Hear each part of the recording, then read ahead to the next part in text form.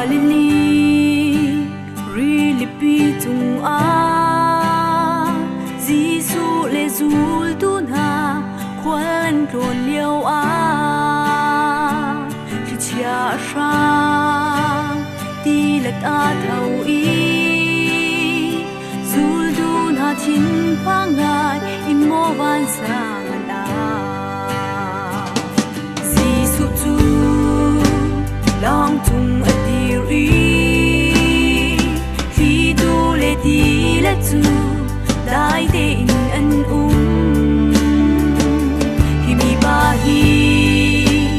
mi say hen sing ha zul tu na khwa ro her in boy pa tu an zau lung lo min thăng trai lian ngan vi boy pa ở sắp lao trái về ở đây tu boy pa lấy chúng gần nun na khi cha rong thân xe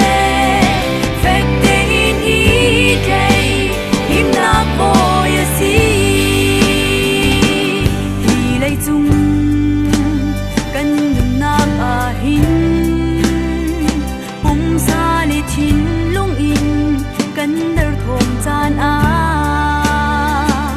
thằng ngầm na kinh mi dây xin hân in gần bu khổ lại lâu à chẳng môi ba tí lâu chân lung lo min